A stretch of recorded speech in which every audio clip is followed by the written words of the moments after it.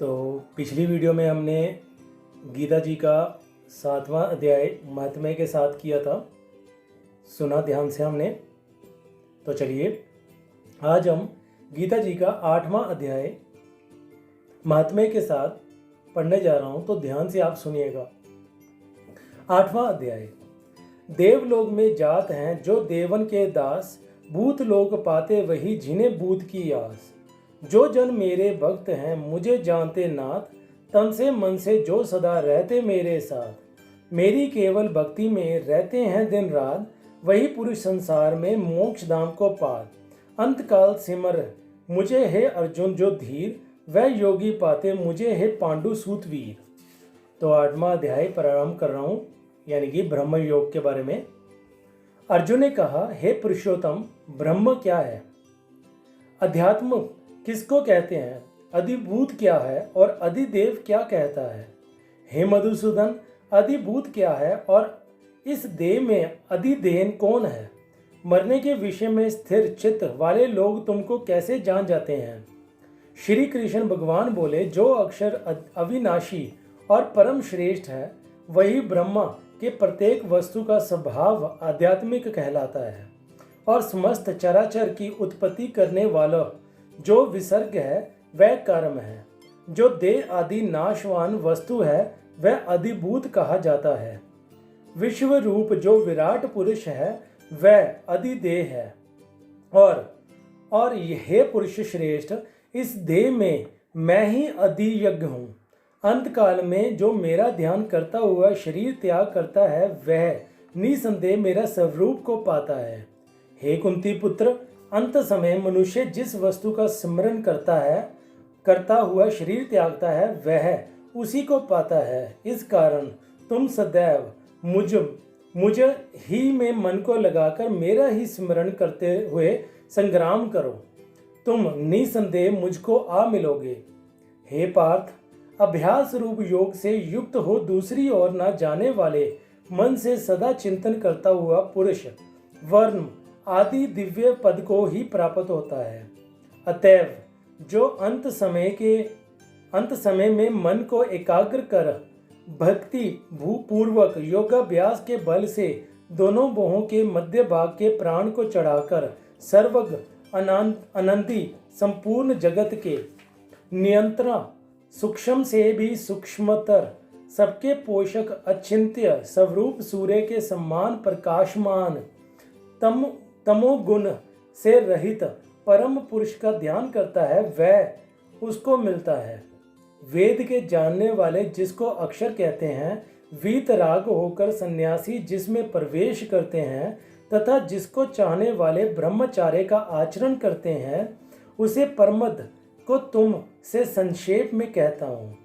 जो सब इंद्रियों द्वारों को रोक कर मन को हृदय में धारण कर प्राण को मस्तक में ले जाकर समाधि योग्य से स्थित ओम इस अक्षर का उच्चारण करता हुआ देह का त्यागता है, उसे मोक्ष रूप उत्तम गति प्राप्त होती है। हे पार्थ, जो मुझ ही में मन लगाकर नित्य प्रति मेरा सिमरण करता है, उन सदैव सिमरण करने वाले योगियों को मैं बहुत सुलभ रीति से प्राप्त होता हूँ। मुझको प्राप्त होने पर परम सिद्धि का प्राप्त करने वाला महात्मा गण फिर ये जन्म नहीं धारण करते, जो नाशवान और दुख का घर है। हे अर्जुन, ब्रह्मलोक पर्यंत जितने लोग हैं वहां से लौटना पड़ता है, परंतु मुझसे मिलने पर फिर जन्म नहीं होता। हे भारत श्रम, जिस काल में योगी जन देह छोड़कर फिर नहीं लौटते हैं और जिस काल में लौटकर आते हैं वह काल बताता हूँ। जिस काल में अग्नि प्रकाश और दिन शुक्ल पक्ष हो, ऐसे उतारने के 6 महीने में मृत्यु को प्राप्ति होते हैं। धूम्र रात्रि कृष्ण पक्ष दक्षी गायन के 6 महीने इनके मध्य गमन करने वाले चंद्रमा की ज्योति को पहुँचते हैं और लौट आते हैं। संसार को नित्य चलाने वाली शुक्ल और कृष्ण नाम की 2 गतियां हैं। एक से जाने पर लौटना पड़ता है और दूसरी पर फिर लौटना नहीं होता। हे पार्थ, योगी इन दोनों गतियों का तत्व जानता है। इसी से मोह में नहीं पड़ता। अतएव हे अर्जुन, तुम सदा योग युक्त होवो। वेद यज्ञ तप और दान से जो जो पुण्य काल बतलाए गए हैं, योगी को उन सबसे अधिक ऐश्वर्य प्राप्त है और सर्वोत्तम आदि स्थान पाता है। इति सुपनिषद सुब्रह्म विद्या योग शास्त्रे श्री कृष्ण अर्जुन संवादे ब्रह्म योगी नाम 8वां अध्याय समाप्त होता है। तो यहाँ पे मैं 8वें अध्याय का महत्व पढ़ने जा रहा हूँ, आपको सुनाने जा रहा हूँ, तो ध्यान पूर्वक आप उसको सुनिए। 8वां अध्याय का महत्व। श्री नारायण जी बोले, हे लक्ष्मी, दक्षिण देश में नर्मदा नदी के तट पर एक नगर है। उसमें सुशर्मा नामक एक बड़ा धनवान विप्र रहता था। एक दिन उसके एक संत महात्मा से पूछा, ऋषि जी, मेरे संतान नहीं है। तब ऋषिवर ने कहा, तू दान पुण्य कर। तब ब्राह्मण ने पूछा, कौन सा दान करूं? उसने कहा, राजन, काले लोहे का पुरुष का दान। तब विप्र ने काले लोहे का पुरुष बनवाया, नेत्रों की जगह लाल जड़वा सोने के आभूषण पहनाकर तैयार किया। वह काला पुरुष कह कर हंसा। राजा डर गया, ये कोई बड़ा अवगुण है जो लोहे का पुरुष हंसा। तब लोहे के उस काले पुरुष ने ब्राह्मण को कहा, हे ब्राह्मण, तू मुझे लेगा? तब ब्राह्मण ने कहा, मैंने तेरे सरीखे कई पचाए हैं। तब काले पुरुष ने कहा, हे विप्र, तू मुझे वह कारण बता जिस कारण तूने अनेक दान पचाए हैं। तब विप्र ने कहा, जो गुण मेरे में है सो मैं ही जानता हूँ।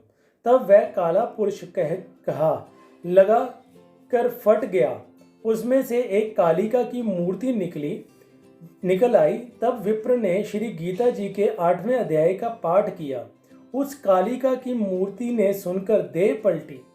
जल की अंजलि भरकर के उस विप्र ने मूर्ति पर जल छिड़का। जल के छिड़कने से तत्काल उसकी देह पलटी। देवी देही पाई विमान पर बैठकर बैकुंठ को गई। तब राजा ने कहा, तुम्हारे में भी कोई ऐसा है जिसके शब्द से मैं भी अधम देह से मुक्ति पाऊं? तब उस विप्र ने कहा, मैं वेद पाठी हूँ। उस नगर में एक साधु भी गीता पाठी था, जिसके 8वें अध्याय का पाठ सुनकर राजा की देह पलटी। दिव्य देह पाकर बैकुंठ को गया और कहता गया, हे ब्राह्मण, तू भी गीता का पाठ कर, तुम्हारा भी उद्धार होगा। तब वह ब्राह्मण भी गीता जी का पाठ करने लगा। तो ये था हमारा गीता जी का 8वां अध्याय। तो अगले वीडियो में मैं आपको गीता जी का 9वां अध्याय महात्म्य के साथ लेके पेश करूँगा। धन्यवाद।